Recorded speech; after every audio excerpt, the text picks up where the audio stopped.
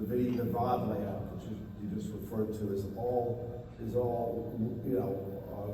windows, vertical windows. It's all vertical video, and it's tiles, and it looks something like an Instagram experience. Well, we have close to 800 million followers on Instagram who've told us that's the way they like to see things. So we put it into the NBA app, and we're up 200% from last year. In terms of video views, we're approaching 600 million video, inside the app. So really, we took all of the kind of knowledge and experience that we kind of gained in our social media group, which is really, I think the best in sports without a doubt. And we took that knowledge and poured it into the app, and the fans are really enjoying the experience of having it all there aggregated for them, easy for them to access. Yeah. You mentioned earlier, Simon, that you hear from other entities in the sports world that talk about, they look at the success, both in terms of numbers, quality, and exposure of the league pass.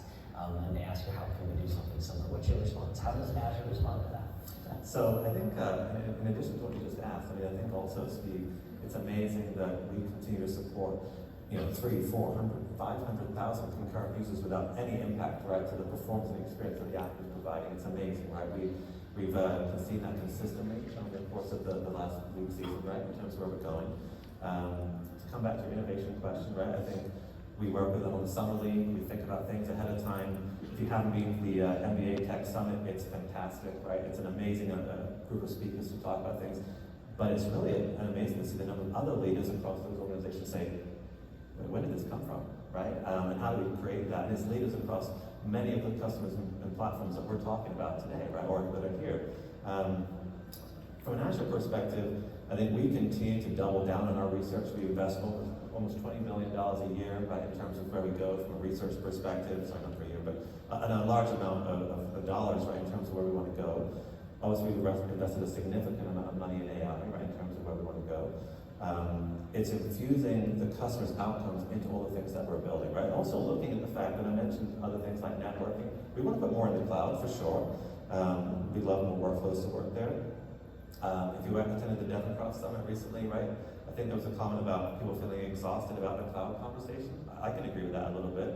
I think the AI conversation changes that a little bit in terms of all the different things, right? Because just putting it in the cloud doesn't make a lot of sense if you're just going to take it out of the cloud. And I think that's one of the staples of the conversation we've had, right? Is put it in there, let's do as much as we can in it, bring all of the applications to the content. And so I think with AI, it just changed that conversation, right? Because we're now working with yourselves, Eric at MediaKind, and Steve at the NBA to think about how can we change the way that we use automation for tasks, processes, to understand what the customer really wants, and using all of that data, right? Because we really should be able to use the data from an Azure perspective in a way we've never done before, right? We shouldn't really have any misses with what customers are expecting. We should be able to use that and understand it way different than we've ever done. So I think from an overall Azure perspective, yes, we'll continue to support and increase our innovation, but it's also looking well beyond that, right? It's the data, it's the using things like XR Server, for an example, which just comes from our gaming world, or we can use things like PlayFab, for example, where we want to use real-time customer engagement and first-party data, which can be easily monetized, right? Because your point about monetization is really key. Because if we don't monetize the platform in the right way, the revenues won't be there, and the fans will come back. So we want to make sure that's personalized in the right way too. So that's when we continue to look forward. And we'll invest in the same way we have in Azure with our partners and our customers to do that as best we possibly can. It's interesting, when we talk about, you talk about your production background, you talk about the cloud, you talk about, it doesn't make sense to move it out, back and forth, and use as much as possible. Are there some unique, what is happening with production, and maybe especially in live production? Are we there yet? Is it a place to be able to start doing it in the cloud?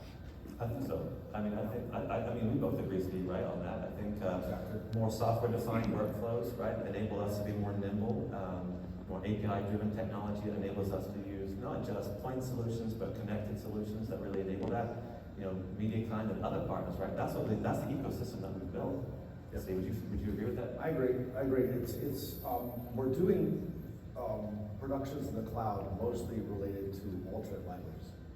So, you know, so if you're